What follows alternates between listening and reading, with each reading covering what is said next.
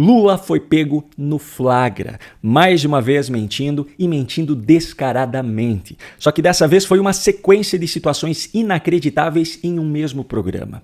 Talvez você já tenha visto por aí um ou outro vídeo do podcast que Lula participou com o famoso Mano Brown, do grupo Racionais. Mano Brown, por sinal, foi um dos artistas que fez campanha para Lula, mas isso não vem ao caso agora. Enfim, começaram a circular hoje nas redes sociais trechos dessa entrevista, onde Lula defende o aumento do IOF e também cria uma desculpa ridícula a respeito do orçamento secreto, dizendo que até mesmo os deputados do PT possivelmente não querem acabar com ele, contrariando assim totalmente uma de suas principais promessas de campanha, que era de acabar com isso. Só que esse podcast teve mais uma série de momentos inacreditáveis que não estão sendo divulgados, e é justamente isso que eu vou trazer nesse vídeo. São aquelas partes, dentre essas 2 horas e 20 minutos de podcast, das quais ninguém está falando. Logo de cara, Lula já fez uso de toda a sua hipocrisia para fazer acusações a adversários políticos. Antes disso, vale lembrar que recentemente uma cidadã brasileira passou a ser investigada pela Polícia Federal por ter chamado Lula de ladrão em frente à casa dele em São Paulo. Da mesma forma, há um locutor de rádio brasileiro que já está enfrentando problemas na justiça por ter usado o mesmo adjetivo para se referir também a Lula. Por outro lado, um velho aliado de Lula, que hoje está na Suprema Corte, o comunista Flávio Dino, há alguns meses afirmou em uma sessão da Suprema Corte que acusar alguém de fascista ou nazista não poderia ser configurado como um crime contra a honra. Pois bem, Lula aproveitou-se do fato de que tem hoje o judiciário ao seu lado para não medir suas palavras em novas acusações. Olha, mano, o mundo está mais confuso politicamente. O mundo está mais confuso com o ressurgimento de uma extrema-direita virulenta do ponto de vista do discurso, do ponto de vista da sua prática política. Uma extrema-direita com perfil nazista, com perfil fascista, com falta de respeito às instituições, com falta de respeito aos movimentos sociais, com falta de respeito a tudo que nós entendíamos que era normal a gente respeitar. E é um mundo novo na política, não apenas no Brasil, no mundo inteiro. Tem uma turbulência no mundo, você veja o que é o comportamento do presidente dos Estados Unidos. O podcast seguiu adiante, as perguntas já eram outras, mas as narrativas de Lula permaneceram as mesmas. Só que dessa vez, as acusações foram diretamente direcionadas ao seu antecessor na presidência. Ou seja, nós, quando chegamos aqui, mano, nós pegamos um país semi-destruído. Eu, de vez em quando, olho para a destruição na faixa de Gaza e eu fico imaginando o Brasil que nós encontramos. Aqui a gente não tinha mais Ministério do Trabalho, mais Ministério da Igualdade Racial, não tinha Ministério dos Direitos Humanos, não tinha Ministério da Cultura. Sabe, tinha sido uma destruição, sabe, proposital. Pois é, só que quando Lula resolveu parar de falar mal dos outros, pelo menos momentaneamente, não lhe restaram argumentos senão a criação de narrativas falsas ou de mentiras a respeito dele mesmo. A resposta que você verá a seguir começa com uma sinalização de que Lula já não está mais querendo ser reconhecido publicamente como comunista, afinal, já estamos chegando perto de um próximo pleito eleitoral e isso pode ser negativo para a campanha dele, e termina com um flagrante de uma mentira inacreditável. Uma vez as pessoas me perguntavam: Lula, você é comunista? Não, eu sou torneiro mecânico. Eu sou torneiro mecânico de profissão, sou um cidadão cristão, sabe? Sou católico, acredito na existência de um ser superior, sabe, para ter feito tudo isso que nós temos no planeta Terra. E eu me considero um cidadão de esquerda, sabe, mas muito realista com a possibilidade, desde o tempo que eu era dirigente sindical. Eu não era daquele que ficava gritando ou 100% ou nada. Porque quem grita 100% ou nada vai ficar com nada. Sabe, eu reivindicava aquilo que era possível reivindicar de acordo com a força que eu tinha e conquistava muita coisa. Peraí, eu me lembro de ter ouvido uma história completamente diferente há cerca de 1 ano atrás. Vamos voltar um pouquinho no tempo para o dia 10 de junho de 2024, quando Lula falava diante de reitores de várias universidades brasileiras, em meio àquele contexto de greve em institutos federais. Então, o dirigente sindical, ele tem que ter coragem de propor, ele tem que ter coragem de negociar, mas ele tem que ter coragem de tomar decisões que muitas vezes não é o tudo ou nada que ele apregou. Eu sou um dirigente sindical que eu nasci no tudo ou nada.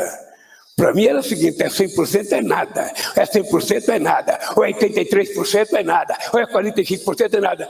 Muitas vezes eu fiquei com nada. Se ele se referiu ao mesmo período de tempo nessas duas ocasiões, como é possível que a história tenha sido completamente oposta? Desde o tempo que eu era dirigente sindical. Eu não era daquele que ficava gritando ou 100% ou nada. Eu sou um dirigente sindical que eu nasci no tudo ou nada. Para mim era o seguinte, é 100% é nada. E aí, seu Lula, quem é que está propagando mentiras nesse país? Pois é, só que não fui só eu que percebi as contradições do presidente da República.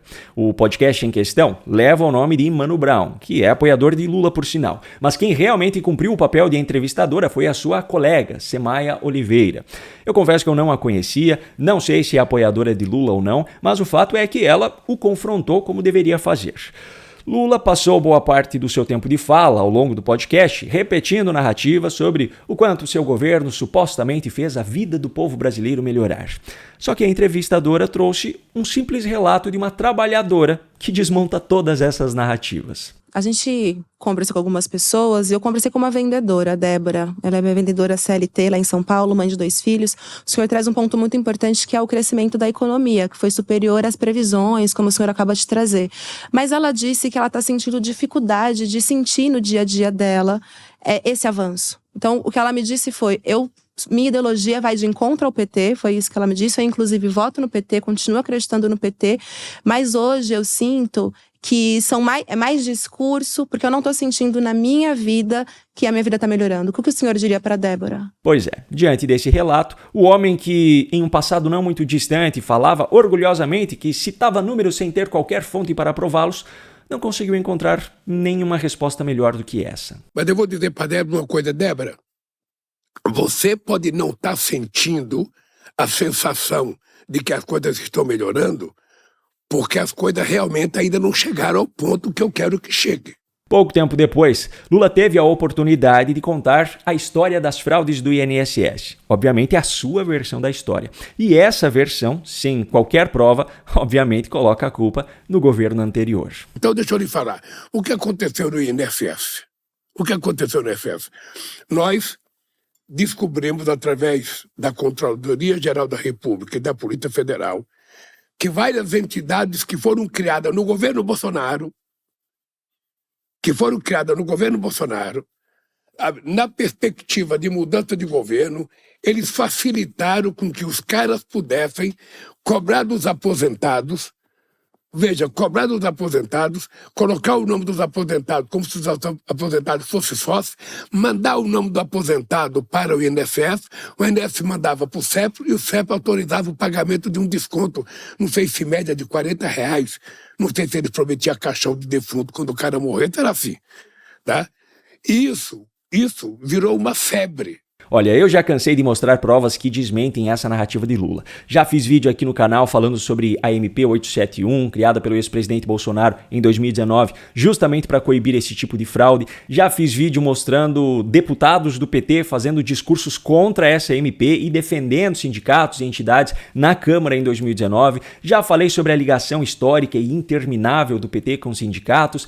E eu não vou mostrar tudo isso novamente para não tornar esse conteúdo repetitivo. Em vez disso, eu vou apenas trazer um novo questionamento feito pela entrevistadora, que acabou colocando Lula novamente em uma saia justa. O senhor acabou de falar que isso começou na época do governo Bolsonaro, mais precisamente, né, as informações que eu consegui pesquisar aqui de 2019, mas algumas narrativas indicam esse caso como um grande caso de corrupção e de escândalo que está estourando no seu governo. E quem está acompanhando as notícias, e muito do nosso povo trabalhador nem sempre consegue acompanhar as notícias, consome ali um videozinho, uma explicação mais rápida, acredita que isso está associado ao seu governo. O que o senhor teria a dizer para essa pessoa? A resposta de Lula, além de ser uma mera repetição das narrativas anteriores, ainda teve uma frase que deixa muito claro quanto ele está disposto a manipular essa história para culpar o seu rival. Eu tenho que dizer que as pessoas só têm que ser bem informadas e é da nossa responsabilidade informar.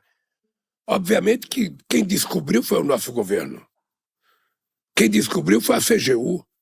Quem descobriu foi a Polícia Federal. E ela descobriu no meu governo, porque no governo passado não tinha como descobrir, porque foi eles que criaram. E é isso que nós queremos provar com as investigações corretas. Perceba que ele não fala que quer encontrar os verdadeiros culpados, não fala que quer descobrir a verdade, não fala que quer reunir as provas do que realmente aconteceu. Ele deixa claro que ele quer provar a narrativa que ele adotou. E é isso que nós queremos provar com as investigações corretas. E para finalizar, já que está completamente sem saída, Lula já admite que esse prejuízo entrará na conta do povo brasileiro, inclusive das próprias vítimas dessas fraudes. Sabe? E nós temos consciência do que aconteceu, porque foi a Polícia Federal e a CGU que levantaram a denúncia e somos nós que vamos pagar isso. Sabe? Somos nós não, é o povo brasileiro que vai pagar, porque termina sendo o dinheiro do povo que vai pagar esse retorno. Pois é, esse é o mesmo cara que tanto defende a regulação das redes sociais e o suposto combate às fake news. Agora eu pergunto, parece ser mesmo isso que ele quer combater?